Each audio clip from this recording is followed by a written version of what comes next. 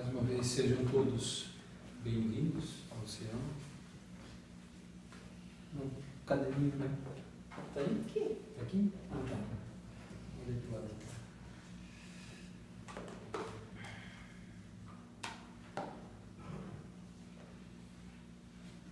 Então vamos para os recados espirituais, né, da noite, ou o recado espiritual da noite. Se alguém quiser dar um número entre 2 e 222, e se arrisca? 25. 25.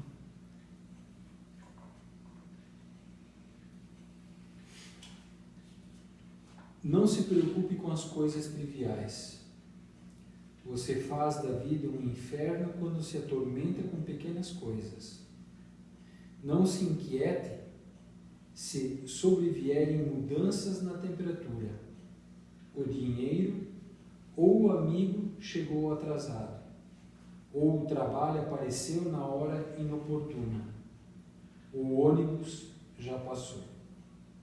Encare-as com normalidade, mantenha-se em calma, não se altere com as coisas triviais.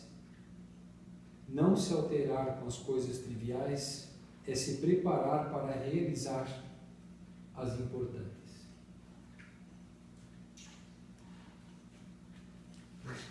Fecha.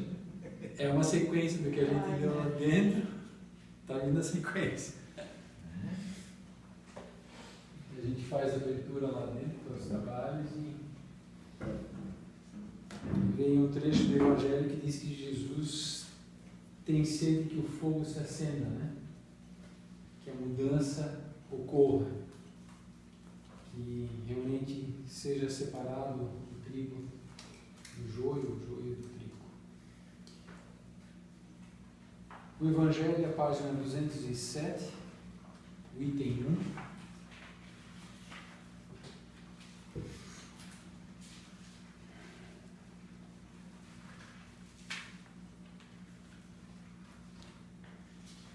Estamos falando agora, estamos entrando no capítulo 23, o título Moral Estranha. Quem não odeia seu pai e sua mãe.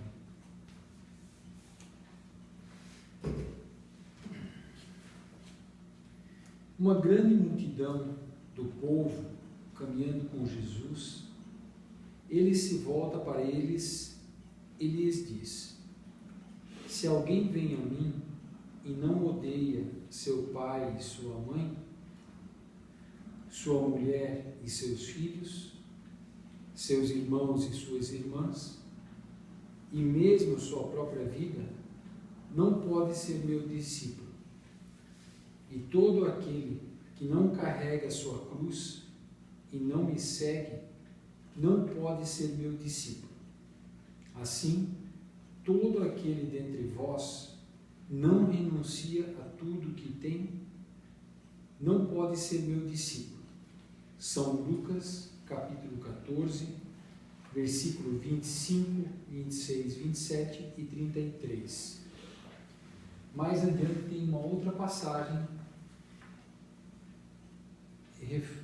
se referindo justamente a quem não odeia seu pai e sua mãe. Aquele que ama seu pai ou sua mãe mais do que a mim, não é digno de mim. Aquele que ama seu filho ou sua filha mais do que a mim, não é digno de mim. Isso está em São Mateus, capítulo 10, versículo 37. Antes de começarmos a ler o que a espiritualidade nos acaba elucidando sobre essas passagens, eu gostaria de comentar que a Bíblia ela foi escrita há mais de 2000 anos atrás. A linguagem, os costumes da época eram completamente diferentes dos nossos hoje atuais. Ela foi foi escrita no hebraico antigo. Dali ela foi traduzida para o grego, para o latim, foi traduzido para o alemão, e por volta de 1800 e pouco ela foi traduzida para o português. Então, quando você vai traduzindo um texto do original para outras línguas, muitas coisas acabam se perdendo na essência, algumas acabam sendo um pouco distorcidas se forem levadas ao pé da letra.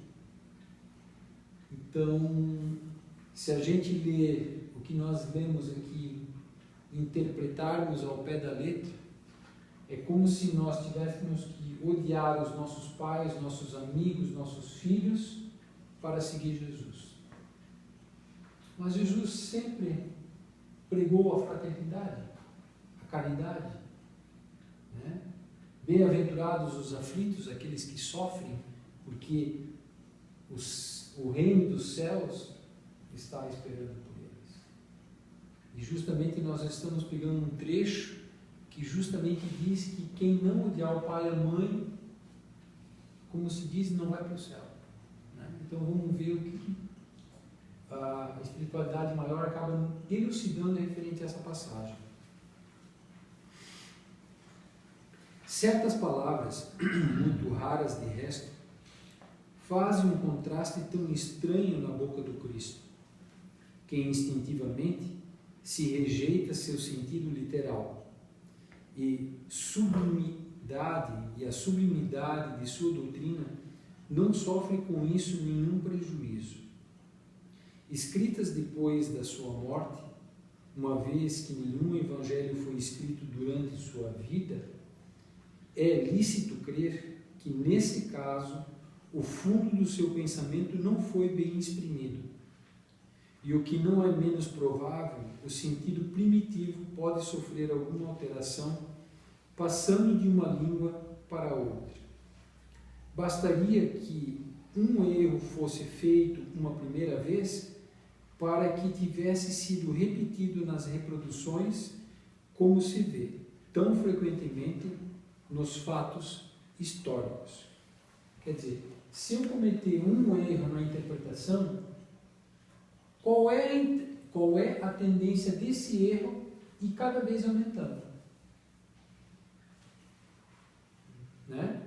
Eu cometi um erro, apliquei uma palavra errada, que nós sabemos que tanto na língua portuguesa, uma vírgula antes ou depois de uma frase, de uma palavra, às vezes muda o significado.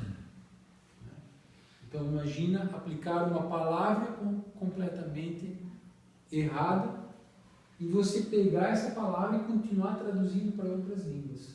Se de repente esse erro até não aumenta mais ainda. Então, pegando essa parte aqui, que justamente diz o seguinte, deixa eu ver aqui, escritas depois da sua morte, uma vez que nenhum evangelho foi escrito durante a vida, é lícito crer que, nesse caso, o fundo do seu pensamento não foi bem exprimido. Então, o que nós podemos entender aqui, justamente do título? Quem não odeia seu pai e sua mãe, né, não será digno de mim. Quem não odeia seus filhos não será digno de mim. A palavra aqui não seria odiar, pois se nós estivermos apegados excessivamente, ou enfim, apegados à nossa vida material, seja o meu companheiro, minha companheira, seja aos meus pais, aos meus filhos, meus amigos, o dia que eu tiver que fazer a passagem, pois nós somos espíritos imortais, e um dia todos nós vamos desencarnar, isso é um fato da vida, pois até hoje ninguém ficou para a semente no mesmo corpo físico, será que eu vou querer fazer a passagem? Será que eu vou querer tomar o trem sozinho, sem os meus amigos, sem os meus entes queridos, os meus familiares? E vou dizer, eu só vou pegar esse trem se minha família vier junto. Ou se vier junto a pessoa que eu mais amo na minha vida. É desapego. Eu interpretaria essa questão da palavra odiar. Se você não tiver o desapego à família, não tiver o desapego aos amigos, você não vai seguir o caminho que está reservado para ti e para a tua evolução, como espírito, não como corpo físico aqui reencarnado na Terra. Pois a nossa evolução espiritual, ela acontece individualmente. Por mais que eu queira seguir um caminho, e eu acredito que esse caminho é o correto para a minha evolução, a minha compreensão de tudo que acontece na minha vida, não tem como eu querer pegar meu pai, minha mãe, meus irmãos, meus amigos e dizer, Namara, vem junto comigo. Se Deus, Jesus, respeita o livre-arbítrio, por que eu não posso respeitar o livre-arbítrio das pessoas que estão à minha volta? Sabendo que nós somos espíritos imortais e que lá na frente, né, todos nós vamos nos reunir de novo. Mas uns vão fazer a evolução primeiro, chegar no céu, que a religião fala, nós vamos chegar primeiro no céu, outros vão chegar um pouquinho mais tarde. Mas como Deus fez tudo para evoluir e nada vai ficar estagnado e parado, todos nós vamos atingir a nossa evolução e no futuro um dia nós vamos nos reencontrar. Mas aqueles que estão apegados a pessoas queridas, a pessoas amadas, vão ter dificuldade de pegar o trem sozinho para fazer a jornada. Vão ficar presos na estação. Não, os familiares não vão ver ele não vai conseguir se comunicar com os familiares como gostaria e não vai seguir a sua jornada. E ficam os espíritos entre nós, muitas vezes, mais atrapalhando que auxiliando. Então, talvez não seria mais correto ou mais completo definir como libertar? Porque desapegar implica você, digamos assim, diminuir a intensidade do que você sente por aqui. Sim, também. E você pode libertar sem diminuir Sim. a intensidade do amor que você tem. Né? Eu acho que talvez libertar seria um pouco mais completo. É o desapego. Na prática é o desapego. A ideia... Mas não no sentido de deixar de gostar. Exatamente. Que realmente não tem nada a ver com ódio. Dá para entender. Não caberia nem no pensamento do Cristo. Não. Por tudo aquilo que ele veio trazer para nós. Tudo que ele veio trazer para nós não caberia mesmo. Né? Isso é que eu temo sempre em toda e qualquer escritura, são as traduções literais e as interpretações ao pé da letra. Isso é temerário, sempre, sempre. Eu não sei, eu estava pensando, quando você estava muito bem explicando, porque o sentido é esse, mas eu acho que seria mais assim, o libertar. Porque isso ocorre muito, eu me fixei, porque eu já estou mais velhinho, então a gente já foi filho, mas também é pai e teve que ver os filhos baterem asa. E vai né? Provavelmente ser Ou seja, também. você tem os dois lados. Mas quando eu, entre aspas, saí de casa para fazer a minha vida, eu não deixei, não diminui o amor que eu sentia pelos meus pais, Sim. mas eu fui obrigado a seguir o meu caminho. Exatamente. E hoje em dia tenho que aceitar que os meus filhos façam a mesma coisa. Né? Mas não há... É o ciclo da vida. Mas não há uma redução do sentimento em relação a eles. Há só o aceitar que a distância é necessária, faz parte. Ela é momentânea. Momentânea. Não é para sempre, como algumas religiões colocam, que quando você morre, ou você vai para o céu ou vai para o inferno. Então, alguns familiares vão para o céu, outros vão para o inferno e vão ficar o resto da vida eternamente separados. Que Deus amoroso é esse? Para mim é mais um Deus tirano, que Ele que escolhe, né? Ele que julga, né? E não te dá uma oportunidade, se você errou, de refazer e restituir o mal que você fez. Então nós estamos julgando Deus a partir do nosso conhecimento, estamos julgando que Deus é um ser humano falível, com erros, com arbitrariedades, um déspota, um ditador. Né? Você vai nascer rico, você vai nascer pobre, você vai ser bonito, você vai ser feio, você vai ser saudável, você vai nascer doente. Que Deus é esse? É um ditador. Agora, se você fez mau uso do instrumento do corpo físico, das mãos, dos olhos, dos ouvidos, das cordas vocais, da fala, você prejudicou pessoas numa vida, na outra vida, você vem limitado dessas capacidades que o corpo físico pode ter, para que você possa expiar em primeiro lugar a sua falta, para depois, inclusive,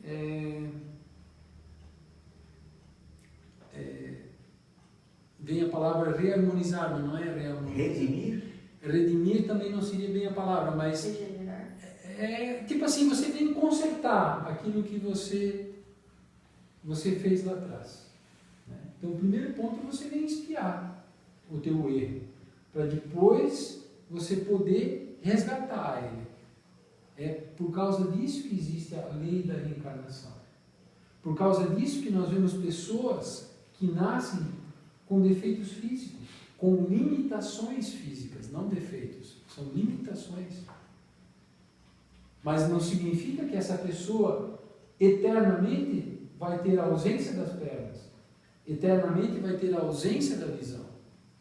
Ela está num processo de expiação, para que quando ela recuperar os movimentos do corpo físico, ela possa resgatar os débitos do passado para depois continuar seguindo em paz e tranquila, serena, harmonizada. Então, quando nós compreendemos melhor a lei da reencarnação, tudo faz sentido, tudo faz lógica. Né? E por que Jesus diz aqui, eles colocaram nesse sentido, como foi dito, desapego, se libertar da família?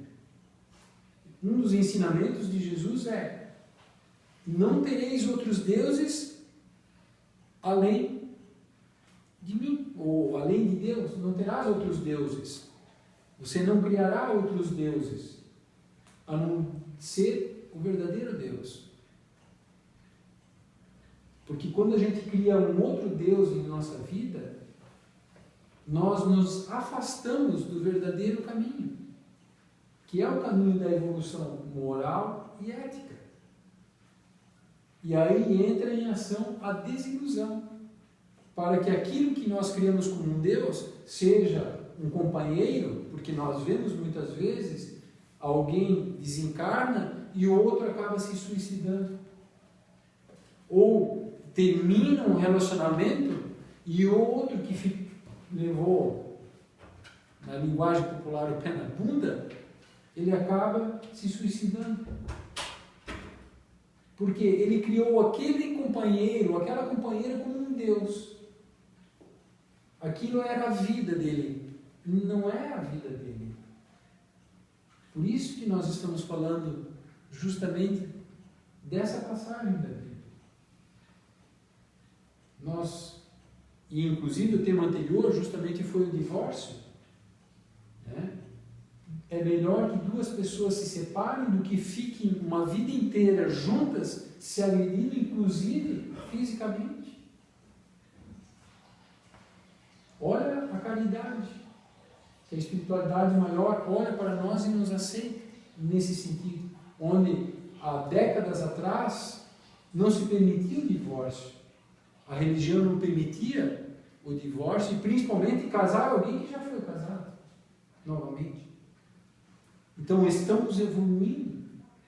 É preferível então que dois fiquem juntos e um deles acaba matando o outro, quando os dois não se matam ao mesmo tempo.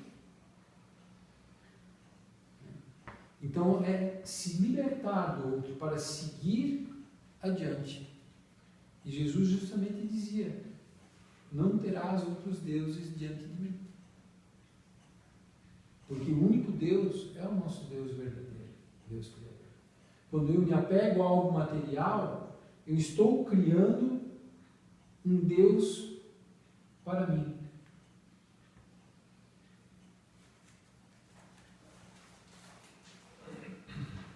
A palavra ódio nesta frase de São Lucas, se alguém vem a mim e não odeia seu pai e sua mãe, está nesse caso,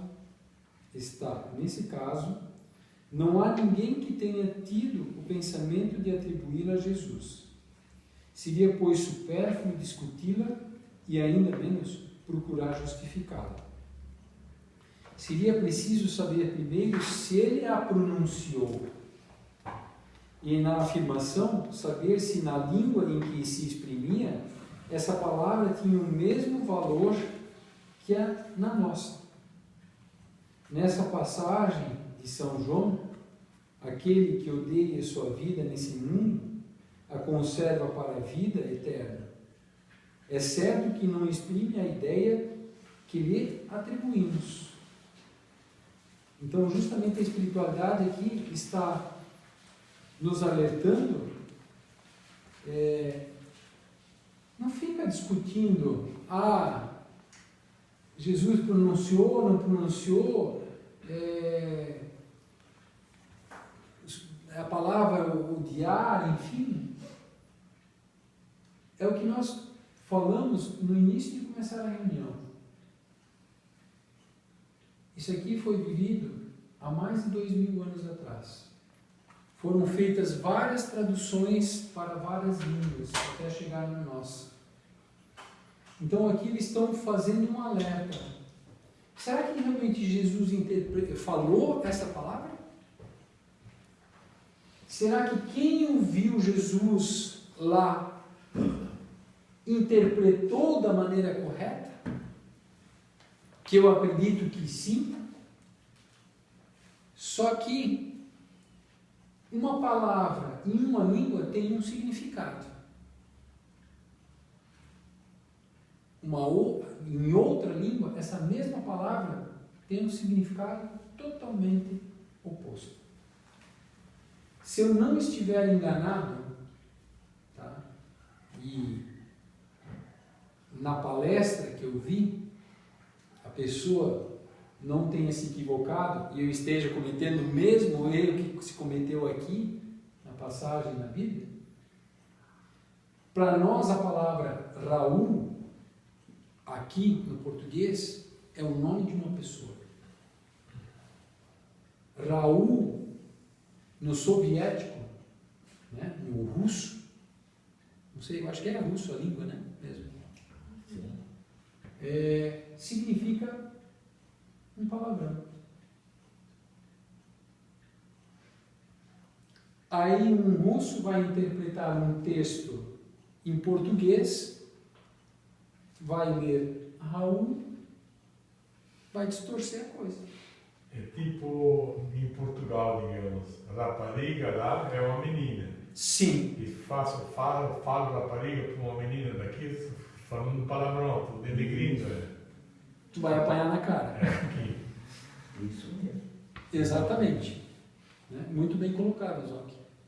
Bicha também, né? Sim. Bicha em português em Portugal é fila. Sim. E aqui tem um outro sentido. Como se diz, Está faltando a palavra. Interpretação, né?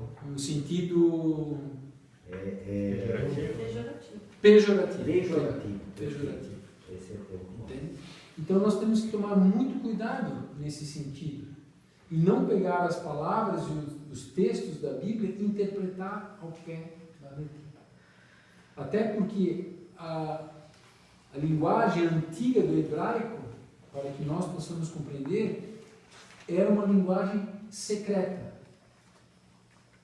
Porque todos não tinham acesso a ela. É isso. E quem se colocava como um candidato a esses conhecimentos secretos, naquela época, 2000 anos atrás, passava por um verdadeiro teste de vida ou morte. Se ele sobrevivesse, é porque Deus quis apresentar o conhecimento para ele. Se ele não passasse no teste e morresse, desencarnasse, eles interpretavam que ele não era digno do conhecimento. Porque este conhecimento manipulava pessoas. E este conhecimento hoje ainda manipula as massas, os povos, a civilização. Tornando ela apegada a alguma coisa.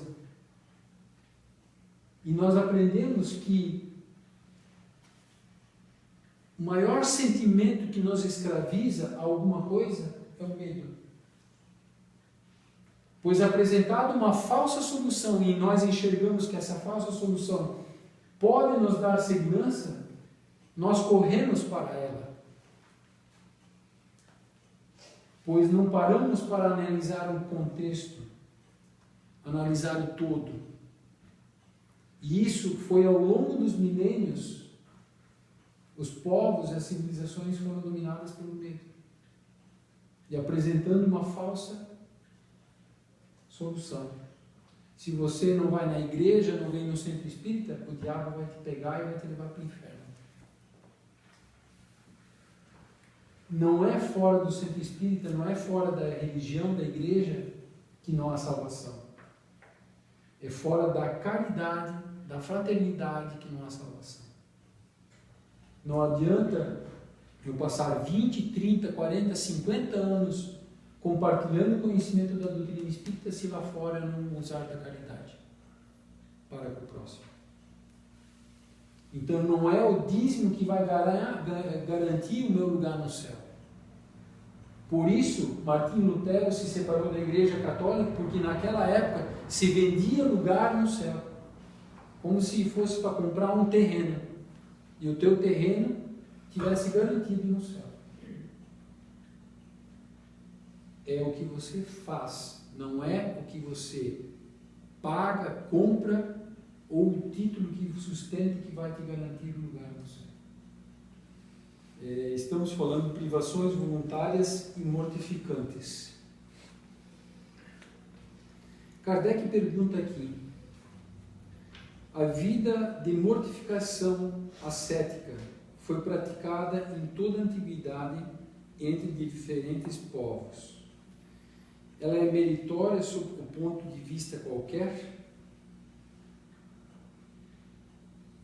Eu vou pedir a ajuda aqui de repente para o Paulo. Mortificação ascética não é o que se faziam com as múmias? Agora... Não, eu acho que isso tem mais a ver quanto ao ceticismo, né? Quer dizer, sem a crença em Deus. A punição te daria, a autopunição te traria um benefício. Tá, então vamos ver a resposta. Vejo que é mais nesse sentido, apesar que eu não conheço essa palavra, é a primeira vez que eu li. Na verdade eu também estou... Pode ser até que tenha um erro de impressão, alguma coisa. Não, tá eu certo. Acho que seria cético, tudo bem. Ascético não é de asepsia, de não dar infecção, então não tenho a mínima ideia do que poderia. Vamos ver aqui. Perguntai a quem ela serve e tereis a resposta.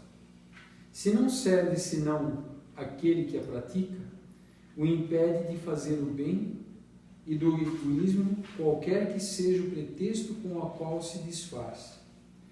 Privar-se e trabalhar para os outros é verdadeira mortificação, segundo a caridade cristã. Vou ficar devendo essa resposta aqui para vocês, justamente por causa do termo mortificação ascética, mas vou anotar e semana que vem vou trazer a resposta. Vamos para 722, e talvez aqui na frente a gente já tenha uma elucidação sobre o termo. A abstenção de certos alimentos, prescrita em diversos povos, é fundada na razão? E a resposta: tudo aquilo com o qual o homem pode se nutrir, sem prejuízo de saúde, é permitido. Mas os legisladores puderam interditar certos alimentos com um fim útil e para dar mais crédito às suas leis. Eles apresentam como vindas de Deus. Então, o que em alguns povos, alguns países, por exemplo, é proibido comer e outros é possível comer, Kardec queria ser elucidado sobre isso, né? Então, um exemplo aqui. Se eu não estiver enganado, na Índia, a vaca é um animal sagrado. Não se mata, não se come a carne desse animal. Para nós aqui, é uma das fontes de alimento, de carne, enfim, principal, né? Então, quem está certo? Os indianos, os brasileiros? E a espiritualidade justamente diz o seguinte: aquele alimento que serve para nutrir o teu corpo, manter a tua saúde, é o correto, né? Então, sabemos que em outros países se come carne de cachorro, carne de cavalo, que nós não comemos aqui, né? Mas, se nós estudarmos mais a fundo, no sentido de carne, já que estamos dando o exemplo da vaca,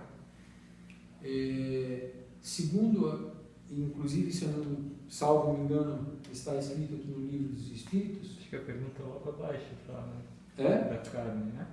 A alimentação animal. É contrário dele. No 723 ele fala da carne, né? Sim. Mas em algum momento ele fala quais são os animais que foram criados pela espiritualidade maior para que servissem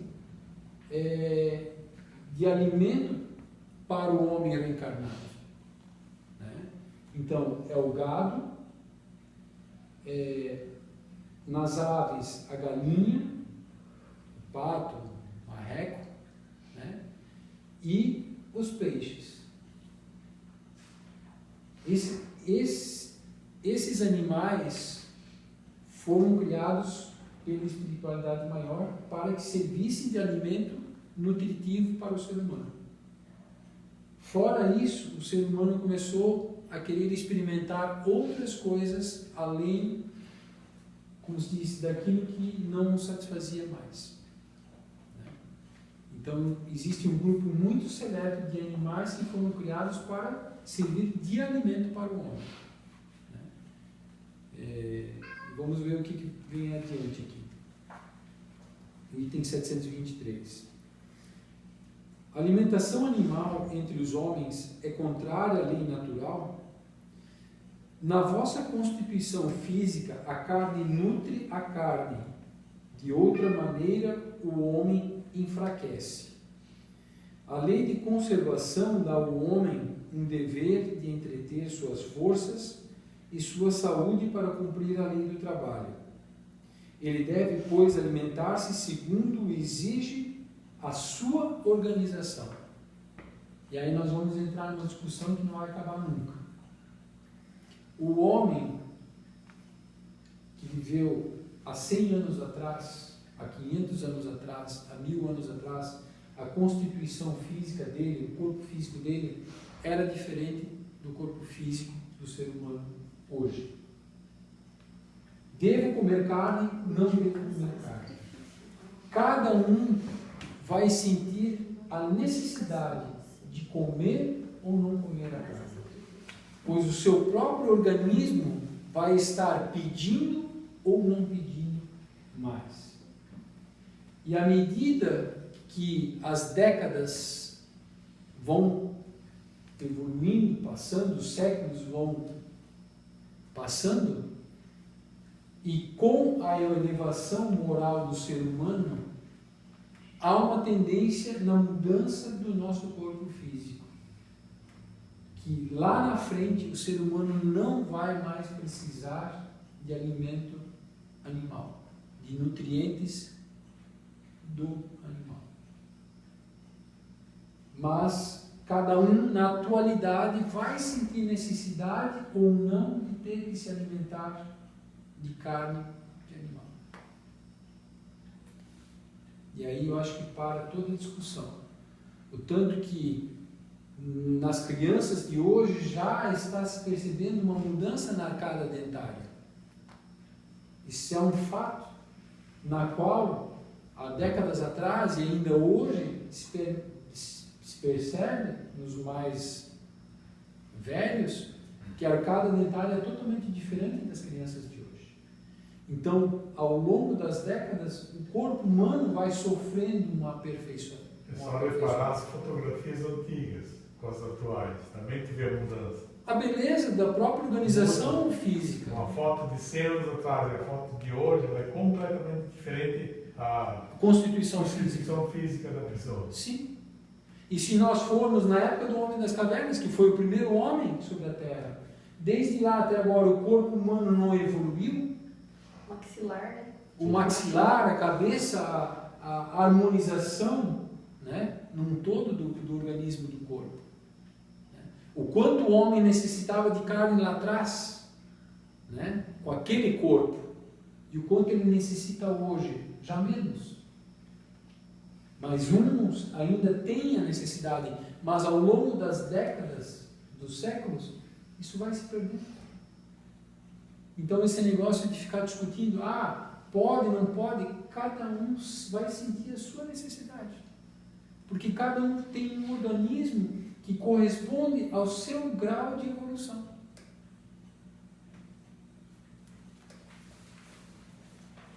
Portanto que Chico, né, lembrei agora, Chico gostava de comer carne. Né?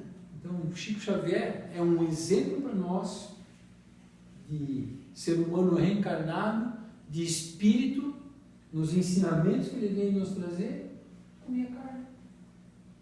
Então, o problema não está no que eu como, do que eu me alimento. Falando no sentido de espírito imortal que nós somos. O detalhe está no que eu penso, no que eu falo e no que eu faço diariamente. 724. A abstenção do alimento animal ou outro como expiação é meritória? Sim, se priva pelos outros. Ele está deixando bem claro. Você não comer carne porque você quer beneficiar alguém é meritório, né? Mas Deus não pode ver uma mortificação quando não há nela privação séria e útil. Por isso dissemos que aqueles que se privam só na aparência são hipócritas. Como hoje nós estamos passando por um processo transitório, né?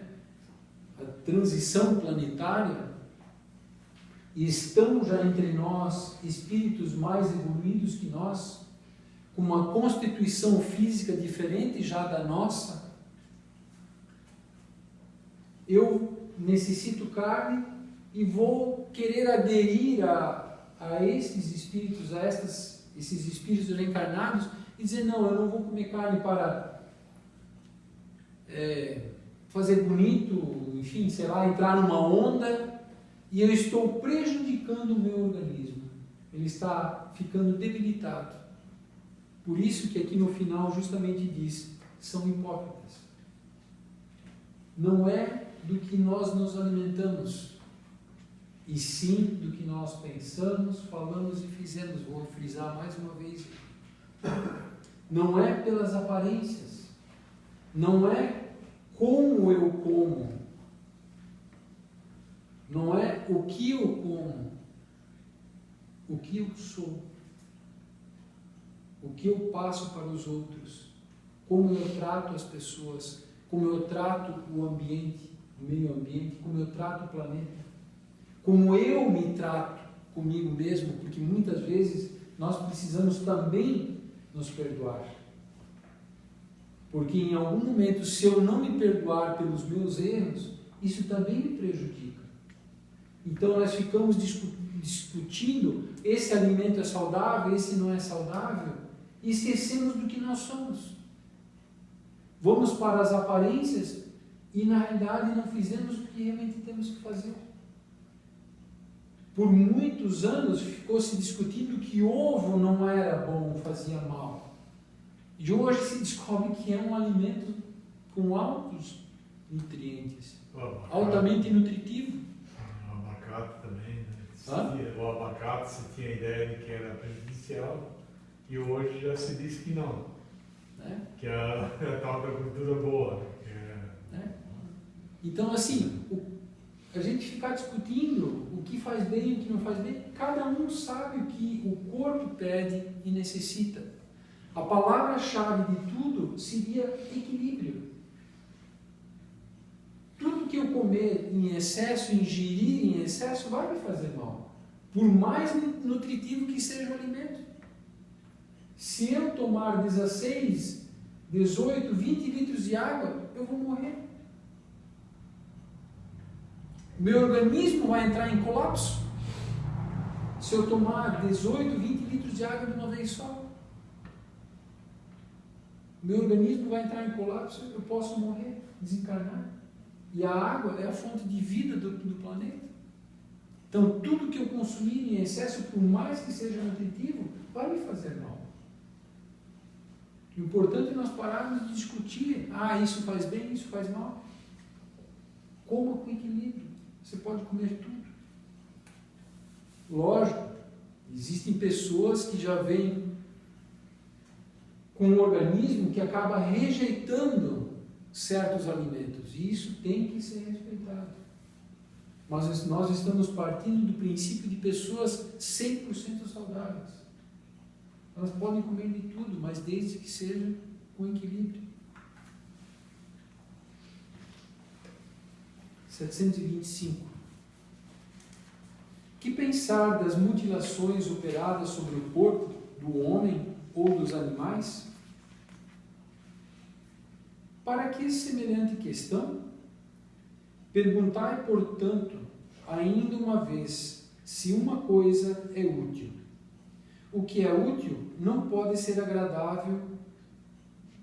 Não. O que é inútil não pode ser agradável a Deus. E o que é nocivo lhe é sempre desagradável. Porque sabei bem, Deus não é sensível senão aos sentimentos que levam a alma até Ele. É praticando sua lei, uma vez de estar violando-a, que podereis sacudir vossa matéria terrestre. Aqui justamente Kardec pergunta as mutilações operadas sobre o corpo. Existem algumas crenças, seitas, que em determinado período do ano é necessário ficar se autoflagelando. Né? Eu fiz uma promessa e vou ter que subir uma escadaria de 1000 degraus.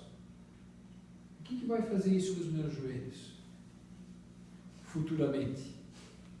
O que não pode desencadear dali nesse processo? Da autoflagelação.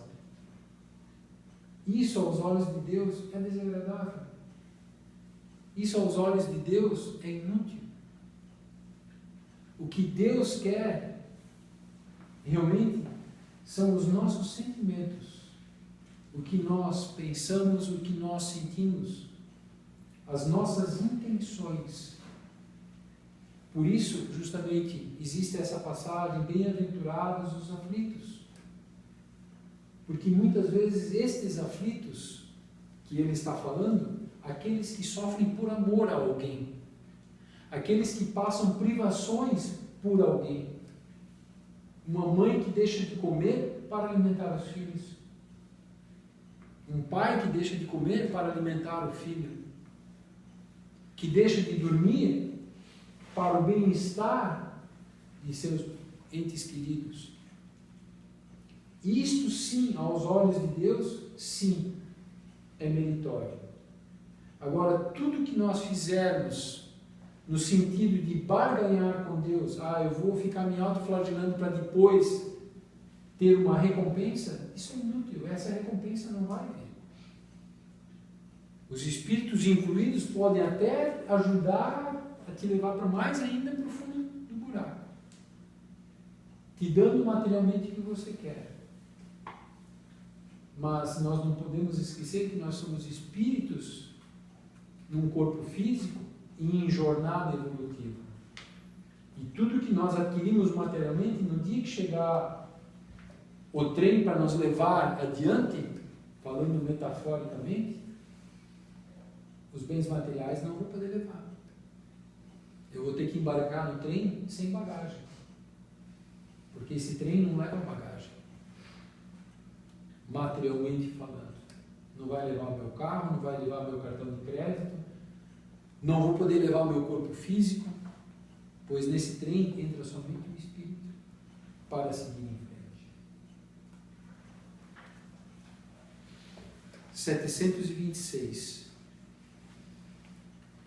Se os sofrimentos deste mundo nos elevam pela maneira que os suportamos, elevam-nos também aqueles que criamos voluntariamente?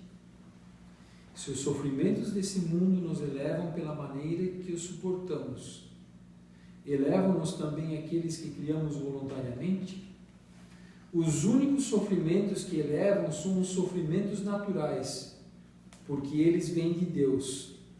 Os sofrimentos voluntários não servem para nada quando eles nada fazem para o bem de outrem. Crês que aqueles que abreviam sua vida nos rigores sobre-humanos, como fazem os bonzos, os faquires e certos fanáticos de várias seitas, avançam em seu caminho? Porque antes não trabalham para o bem de seus semelhantes? Que eles vistam o indigente, consolem o que chora, trabalhem por aquele que está enfermo, sofram privações para o alívio dos infelizes. Então sua vida será útil e agradável a Deus. Quando nos sofrimentos voluntários que padecem, não têm em vista senão a si mesmos, é de egoísmo. Quando sofrem pelos outros, é de caridade. Tais são os preceitos do Cristo.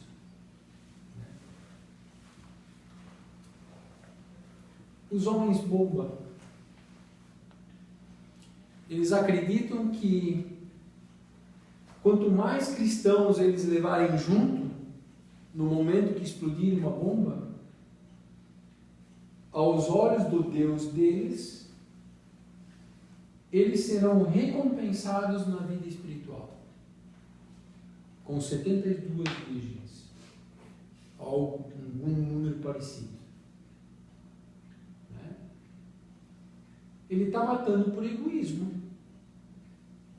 Ele está matando porque está querendo 72 virgens. Ele não está matando, ou se matando, melhor falando, para fazer o bem à humanidade. Ele não está se matando, deixando de comer, por exemplo, para levar comida àquele que não tem. Ele não está se matando, deixando de dormir várias noites para ficar do lado da cama de alguém que está enfermo e está necessitando dos seus cuidados. Ele está barganhando, no ponto de vista dele com Deus, matar pessoas para que ele possa entrar no reino dos céus que ele projetou para ele, acreditando que o céu é estar do lado de 72 virgens. Entende? Aos olhos de Deus, isso não tem utilidade. Você vai querer entrar no céu matando pessoas, fazendo mal a pessoas? Como na época das cruzadas, se faziam guerras para ter paz? Você matava pessoas para ter paz? E aí aprendemos que você pode matar o corpo físico, mas você não mata o espírito. E o espírito, a partir dali, começa a te perseguir por várias reencarnações, querendo vingança, entre aspas, justiça, do jeito que ele pensa, do jeito que ele quer. Dali surgem as obsessões. As obsessões, elas muitas vezes não foram criadas nessa vida, e nem na última que nós tivemos. As nossas obsessões já vêm talvez de muitas reencarnações. Então fazer o mal a alguém não tem mérito nenhum a Deus. Faça o bem a alguém, mesmo que você esteja se prejudicando, mas faça por amor, não para barganhar com Deus, querendo depois o lugar no céu. E muita gente faz isso, barganha com Deus. Eu vou fazer esse bem, mas eu quero meu lugar lá no céu. Ou eu vou fazer esse bem, mas eu quero conquistar materialmente alguma coisa aqui ainda nessa vida. Não é por esse caminho. 727. Se não se deve criar sofrimentos voluntários que não têm nenhuma utilidade para outrem, devemos procurar nos preservar daqueles que prevemos ou que nos ameaçam. O instinto de conservação foi dado a todos os seres contra os perigos e os sofrimentos. Fustigai vosso espírito e não vosso corpo. Mortificai vosso orgulho. Sufocai vosso egoísmo semelhante a uma serpente que vos tortura o coração, e fareis mais pelo vosso adiantamento que pelos rigores que não são mais deste século. Alguém me ameaça de morte. Eu procuro me proteger dessa pessoa, mas não no sentido de agredi-la ou fazer mal a ela, simplesmente de me proteger, não passar perto dela, ficar longe dela. Faz parte da lei da conservação, é uma lei divina. Você conservar o seu organismo físico. Mas, se formos levar ao pé da letra esse conceito, e seguirmos somente esse conceito, nós estaríamos sendo egoístas. De preservar o nosso corpo físico, já que nós somos um espírito em caminhada, em evolução. Aonde é que eu quero chegar? Chico passou por uma seguinte experiência. Várias pessoas entravam na fila para poder cumprimentá-lo, receber uma palavra amiga, de repente uma psicografia. E quando chegou a vez de um homem, ele sacou de dentro do paletó dele um revólver e apontou para Chico. E disse o seguinte: eu vim te matar hoje. Chico olhou para ele e disse o seguinte: que seja feita a vontade de Deus. Que seja feita a vontade do Pai. Ele poderia, de repente, entrar em luta corporal para não receber o tiro, poderia tentar, de repente, sair correndo para se proteger, Ele não fez isso. Ele simplesmente olhou para o que seria o agressor e disse que seja feita a vontade do Pai. Mas ele falou isso do fundo da alma dele, acreditando que se o momento dele desencarnar fosse aquele, ele partiria com o espírito, já que o espírito continua vivo, partiria feliz, de missão cumprida. E o que o agressor, o que aconteceu com o agressor? Começou a chorar. A chorar, a chorar, a chorar, e largou a arma e pediu perdão a Chico. Nesse momento, o agressor foi envolvido por todo o amor que Chico sentia.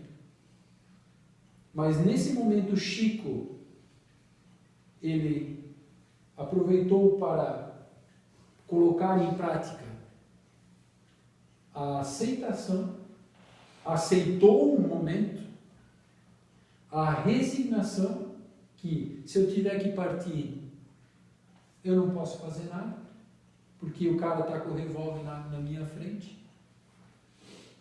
E como não era o momento dele, a espiritualidade maior trabalhou e fez o que tinha que fazer. É isso que a espiritualidade está dizendo. Se o nosso corpo físico tiver que padecer em algum momento, que nós possamos compreender esse momento com clareza e lucidez, pois morrermos só vai o corpo físico, o espírito vai continuar vivo. Nós só vamos fazer a passagem, e cada um dia vai ter que fazer essa passagem. Seja através de uma doença, seja através de um acidente, seja através de um homicídio, todos nós vamos ter que fazer essa passagem. E essa passagem vai ser feita conforme o que nós plantamos lá atrás nas nossas outras vidas. É um momento também de resgate das nossas dívidas. Ou seja, como nós falamos algumas reuniões atrás, seja de forma lúcida fazer a passagem, olhando para o amigo, para os entes queridos e dizendo: agora eu me vou, até breve. Fecha os olhos e parte, sem dor, sem sofrimento. É que nós possamos falar mais sobre a morte, não no sentido de desejá-la, não no sentido de punição, castigo, não no sentido de tormento, mas no sentido de compreender a vida do espírito. Pois nós, apesar de estarmos no corpo físico, somos um espírito imortal. Nós nunca vamos deixar de existir. Nós vamos levar conosco o nosso conhecimento, os nossos sentimentos, nós vamos levar tudo aquilo que nós fizemos nesta vida na nossa consciência. Essa é a bagagem que nós vamos levar conosco. E por isso que nós estamos falando aqui justamente sobre privações voluntárias, mortificações, sobre necessário e supérfluo. Não estou dizendo que não devemos ter conforto, devemos agir como um eremita, né? Se isolando de tudo e de todos, ou viver como um mendigo, longe do conforto material. Não é isso que nós estamos falando. O dinheiro, a riqueza, ela é prevista por Deus, mas que ela não seja o nosso Deus. Que saibamos usá-la com equilíbrio, da mesma maneira que falamos sobre alimentação, que possamos aprender a nos alimentarmos equilibradamente.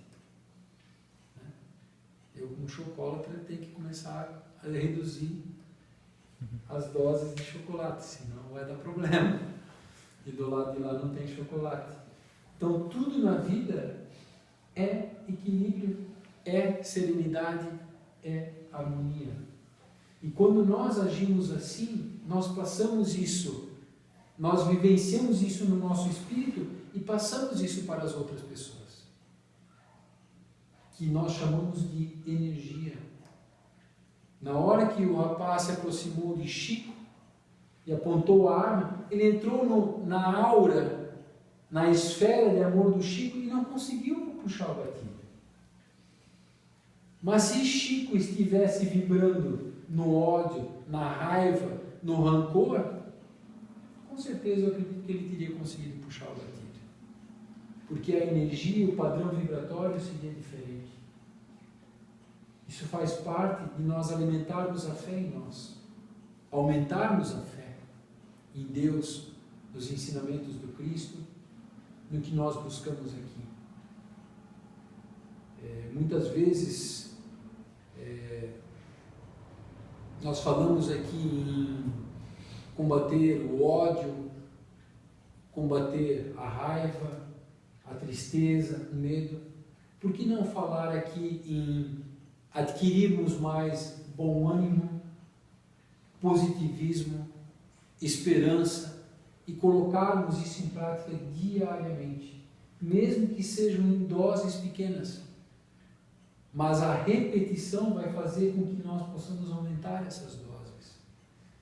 E vai chegar um momento que nós vamos reencarnar em outras vidas que nós não vamos precisar estudar isso aqui.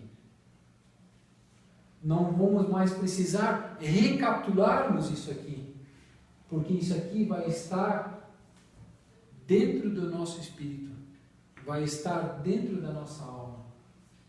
Então, isso vai estar nas nossas atitudes, nos nossos pensamentos, nas nossas palavras.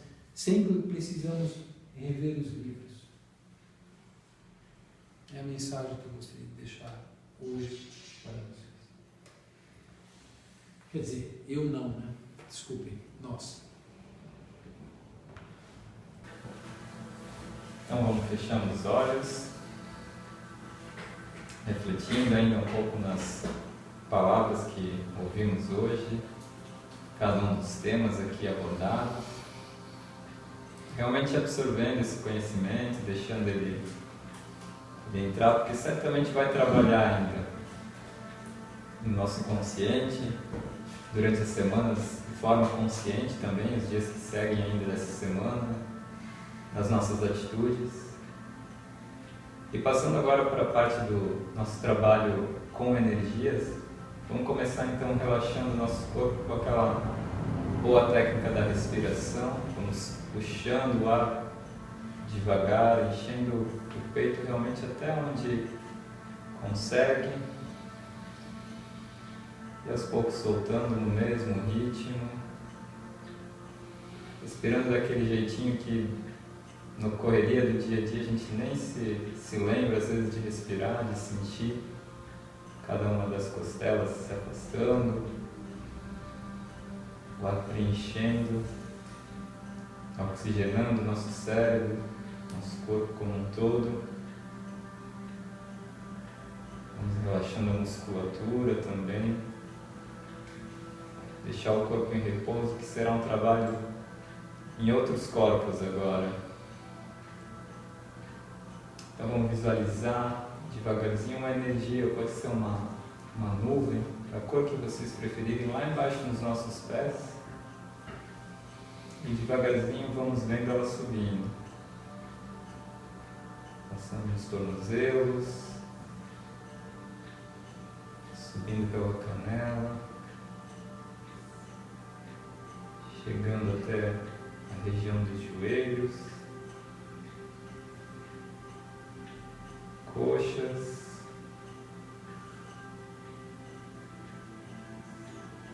região do quadril, região abdominal, subindo até o nosso peito, passando pela nossa garganta, nosso rosto, região próxima dos olhos, até o topo da cabeça.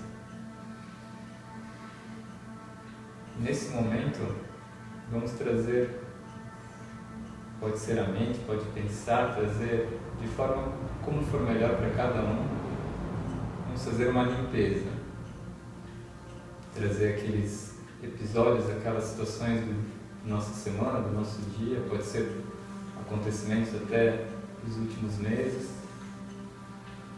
olhando de frente esses episódios, lembrando, por mais que tenham sido experiências negativas, ou trazendo até as dificuldades que estamos passando, afinal é um período de muitos desafios para todos, mas também de muito aprendizado. Vamos sentindo os bons espíritos que estão aqui conosco trabalhando, deixando eles fazerem essa limpeza, esse banimento, carregando e limpando cada parte que está nos causando dor, inquietações, preocupações daquelas que a gente não consegue nem se livrar, que ficam às vezes na nossa cabeça por dias e dias. Vamos deixando a espiritualidade lavar a nossa alma, levando para fora aquela tristeza que às vezes também bate com força, não sabemos nem de onde vem. Isso existe, isso faz parte de cada um de nós, mas não nos define. Então vamos deixar a espiritualidade levar isso, limpar. Assim como se revira aquela terra que já não está mais boa para plantio, vamos tirando todo esse excesso, deixando sair, desapegando disso que é carga, pois a gente tem que se mover, a gente tem que andar. E agora vamos trazer aquilo que a gente quer semear nessa nova terra, trazer aqueles bons valores, nossos objetivos construtivos nas nossas relações, primeiro e acima de tudo com nós mesmos, trazendo aquela ideia de amor próprio, de se gostar, de se aceitar como uma criatura única da criação, pois cada um de nós aqui somos uma edição exclusiva, não vai existir nunca mais alguém igual a nós aqui passando por esse plano. E entender esse conceito e sermos nós mesmos é honrar o divino. E trazendo essa energia que vai crescendo, essa energia que nos conecta e sentindo essa egrégora do Seama, vamos direcionando essa boa energia e compartilhando, sempre pautados na fraternidade. E vamos vendo essa energia sendo direcionada junto com o auxílio dos bons espíritos, dos mentores. Primeiro com o caderno de irradiação, onde colocamos nomes das pessoas reencarnadas e desencarnadas. E caso não tenha escrito e venha agora um nome a ser intencionado, refletido, pode trazer em pensamento, em vontade, que com certeza essa energia chegará também nessas pessoas. E vamos vendo elas se expandindo, vamos vendo a energia, a luz aqui do céu sendo cada vez crescendo, irradiando, como se a casa estivesse realmente brilhando forte. E essa energia vai chegando nos hospitais, nos locais onde as pessoas estão passando por dificuldades, as pessoas que estão enfrentando doenças, problemas familiares, a nível mental mesmo. Quantas pessoas estão em crise nesse momento, nesse período pós-pandemia, ainda estamos no resquício de pandemia. Que essa energia chegue com a cura, pois todos nós precisamos dessa cura, precisamos estar sempre se regenerando, intencionando ela chegando para tudo quanto é lugar. A gente pode ver e visualizar nosso planeta sendo abrangido por essa luz, sendo tocado em todos os cantos, em todos os lugares, pois somos todos irmãos dividindo uma mesma casa que é esse planeta, que essa energia que a gente está aqui, todos conectados com uma grande corrente, que ela possa só crescer. Vamos visualizar também ela chegando nas pessoas com quem nós convivemos diariamente, as pessoas com quem a gente divide relação em casa, no trabalho, no grupo de amigos. Entender o papel de cada uma dessas pessoas na nossa vida, quanto nós podemos aprender com elas, quanto nós podemos dividir com elas. Pois esse é o grande trabalho. Todos estamos aqui para aprender, para fazer trocas. Todos estamos aqui porque, como muito bem lembrado antes, se somos edições exclusivas, cada um tem algo exclusivo para ensinar para o outro. Cada um tem algo que só nós somos experts, somos especialistas nisso. Temos isso desenvolvido de uma forma especial. E vamos intencionar para que a gente possa aprimorar e entender cada vez mais nosso papel, nossa função aqui. E não precisa nem ser algo grandioso, algo a nível mundial. Às vezes nós estamos aqui para nos conectar com um vizinho, com pai, com mãe. Uma célula tão mais próxima e não diminui essa missão, pelo contrário, ela é tão digna como qualquer uma. Se esses trabalhos menores estiverem acontecendo em todos os cantos do planeta, se todo mundo estiver aberto, o planeta todo muda. E trazendo essa energia, vamos agora contar também com os nossos amigos obreiros, passando para a parte do passe coletivo, mantendo essa vibração, nos mantendo abertos para receber as boas energias que estão vindo, intencionando nesse momento aquilo que estamos em busca, principalmente. Talvez cada um aqui veio com uma questão específica, está passando por algo muito específico, e vamos intencionar a clareza para entender o nosso processo. Só nós que estamos vivenciando eles conseguimos saber mais do que qualquer um o que está acontecendo, o que podemos fazer. Podemos contar sim com a ajuda, com o ombro amigo dos nossos amigos, parentes, nossos companheiros, mas a sensação, a intuição, se nós abrirmos, cada um realmente se sentir apto, reconhecer essa capacidade, receberemos a clareza da espiritualidade, de Deus, e que possamos estar abertos a enxergar o real fluxo, o real movimento do que o planeta, a espiritualidade pede de nós, intencionando sempre aquela célebre oração: Deus nos dê força para mudar as coisas que podemos mudar, coragem para lidar com as coisas que não podemos mudar, e a sabedoria para saber diferenciá-las. Nessa energia a gente vai mantendo, armazenando o máximo que podemos para manter esse fluxo, para manter essa vibração quando voltarmos para a nossa casa, em especial amanhã, num novo dia, podemos acordar e fazer aquela grande meta que sempre colocamos aqui, de ser uma versão melhor de nós mesmos. Que assim seja. Que assim seja.